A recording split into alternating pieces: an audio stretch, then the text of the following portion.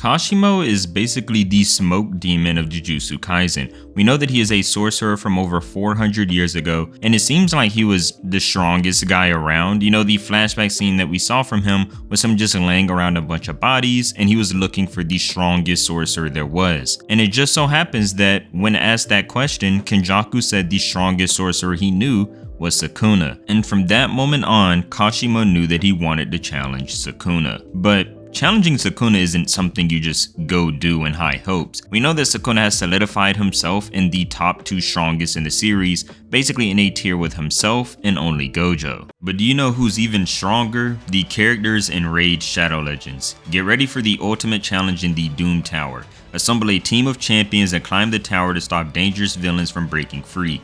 With bosses that require specific tactics and specialists to defeat, the Doom Tower offers a true test of your skills. Are you up for the challenge? Raid is going on an egg hunt from April 14th to May 15th. Download Raid Shadow Legends and head to egghunt.plarium.com with your in-game player ID to embark on an AR adventure. Find the hidden dragon egg for a chance to win amazing prizes worth up to $20,000, including in-game items and real-life gifts. Existing players can join too and get a special promo code for a small in-game gift. Plus, check out new content related to Raid, Call of the Arbiter, including new champions and artifact set, events, and champion bios.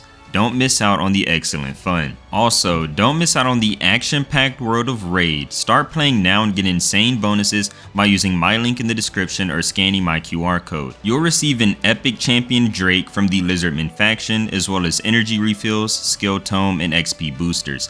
Once you're in the game, come find me under the name MironYT and join my clan if you're quick enough. So hit my link in the description and see you on the battlefield. Now back to the video, we know that since Sukuna has solidified himself in that top tier, now having the 10 shadows technique by his side, Kashimo is giving himself some pretty big shoes to fill while challenging Sukuna. But the big thing in the X factor for this fight is, well, Kashimo's been keeping his curse technique a secret. We know that the entire time he was fighting against Akari, he didn't at any point in time use his curse technique. All of those electricity and lightning attacks were all just a part of his curse energy manipulation. And he was so strong with these abilities that Hikari even admitted that he guessed that Kashimo wasn't using his curse technique, because Kashimo's curse energy manipulation on its own is strong enough to be a curse technique, which makes you wonder, if he is so strong without using it, how strong would Kashimo be if he had his curse technique? But the even better question is, would it honestly even matter? Like, what if Kashimo did have a cool lightning based curse technique? Would it matter in a fight with Sukuna? Because we know that Sukuna now has the 10 shadows technique, and that comes with Maharaga. Sukuna also has the most impressive domain expansion we have seen in the entire series. He can expand his domain over 200 meters, and you can't run away. He basically chops everything down with dismantle and cleave. And the most impressive part about Sukuna's domain expansion is that he doesn't have an outer shell when he expands it, and it's called a truly divine technique. But even without domain expansions, we know that Sukuna is extremely fast. We saw that when Ryu tried to challenge him, he got beat in basically one panel. The parts of the fight where Ryu even got cut and lived was because Sukuna said he wasn't taking him serious enough. We saw that as soon as Sukuna sat up and tried, he pretty much washed Ryu. And this is important because, you know, Ryu was able to get a close fight out of Yuta. Throughout the entirety of their fight, you know, that 3-way battle between Yuta, Ryu, and Uro, Yuta and Ryu are just relative in terms of speed, both combat and travel speed. So it's sort of like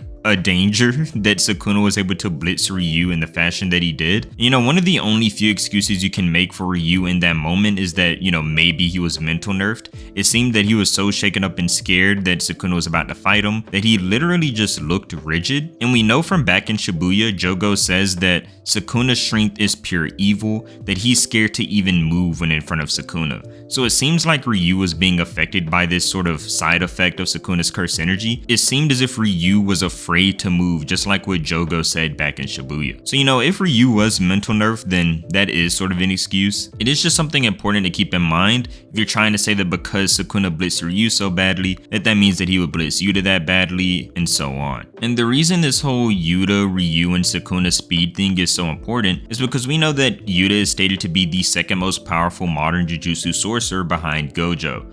But there's also this promotional statement, and also Yuta says himself, that when on a roll, Hikari is stronger than he is. And we know that he's talking about, the side effects of Hikari's jackpot, where he gets unlimited curse energy and automatic RCT, but it is just important to keep in mind that Yuta says that Hikari is stronger than him when he's on a roll. And we know that Kashimo was able to keep up in terms of speed with Hikari in their fight. You can almost even argue that Kashimo is even faster than Hikari, because he was able to get the better of Hikari in multiple instances, but Hikari's automatic reverse curse technique was there to save the day. And if you're like most people and think that, Yuta and Hikari are relative, then Sukuna blitzing Ryu as bad as he did is actually a bad sign. Because if Sukuna blitzed Ryu like that, then there's an argument that he would blitz Yuta like that, Hikari like that, and because Kashimo and Hikari are relative in speed, and that means that Sukuna would blitz Kashimo like that. Now you could look at it that way, or you could look at it the way I said earlier, where it seemed that Ryu was just nerfed so badly before going into the fight with Sukuna, or you can believe that the whole Ryu, Yuta, Hikari, and Kashimo relative thing,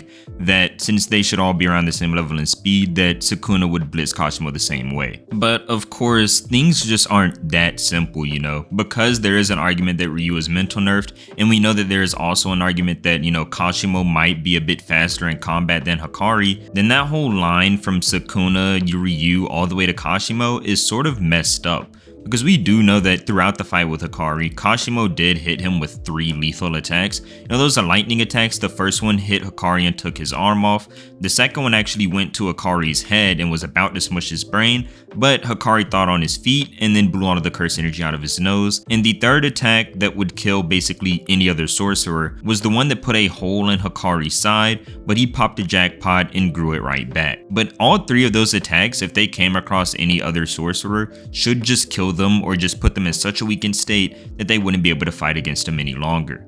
And that is like the X factor for Kashimo. We don't know the downside of the lightning.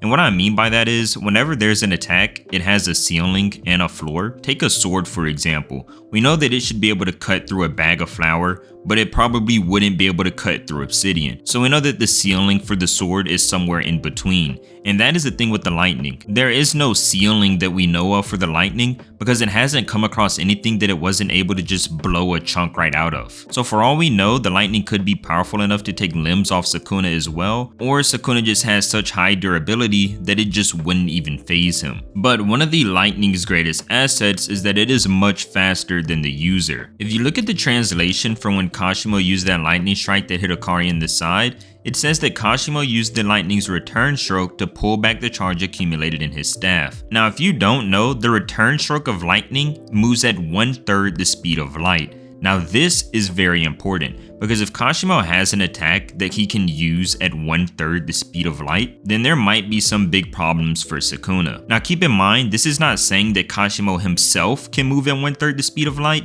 it's saying that he can activate a technique and the technique that he activates travels at 1/3 the speed of light. And the reason this is also like something very important is because, well, we know that Naoya's speed when he came back as a cursed spirit was supposed to be hyped up as this super fast movement. It was so overwhelming that Maki couldn't deal with it, that she had to go through this mental amp to sort of clear her mind so she could deal with Naoya's speed. And you might be thinking, well, wow, how fast was Cursed Naoya moving? Gege makes this whole thing where he's trying to make it seem like Cursed Naoya is moving extremely fast. This is some of the fastest things we've ever seen in Jujutsu Kaisen.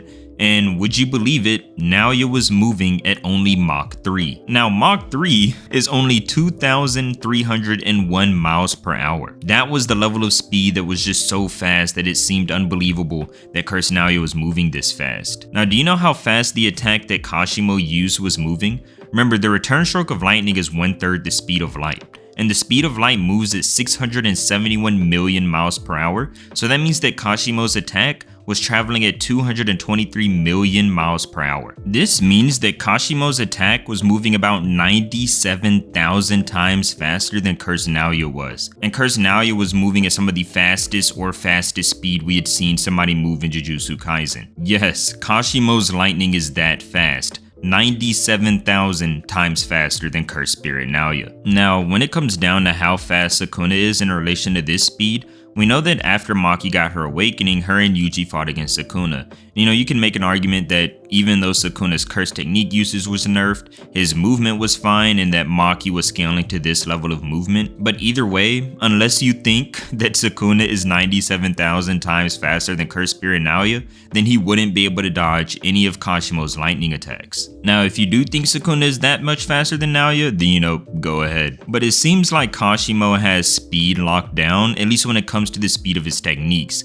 The problem is building up the charge in the staff, because we know that when he used this attack, he needed to build up charge in the staff elsewhere, and whilst fighting Hikari, he built up the charge then launched it at Hikari. And that is sort of like the biggest issue with this attack, is that it needs to be charged up in order to be used. And I feel like this sort of technique speed is honestly what the fight comes down to, because we all know that there's so many theories out there for what Kashimo's curse technique is, but it honestly doesn't matter if he doesn't buy himself enough time in order to get the charge built up in the staff so he can launch it at Sukuna. So as for whether I think that Kashimo stands a chance in a fight against Sukuna or not, let me just say that if his curse technique buys him time to give him charge in his staff, then yeah, sure. I think Kashimo stands a chance against Sukuna. But if this secret curse technique that Kashimo has doesn't buy him time, then no. I think Kashimo just pretty much gets washed. And with that being said, I want to thank you so much for reaching the end of the video. And if you enjoyed, then please leave a like and subscribe to the channel,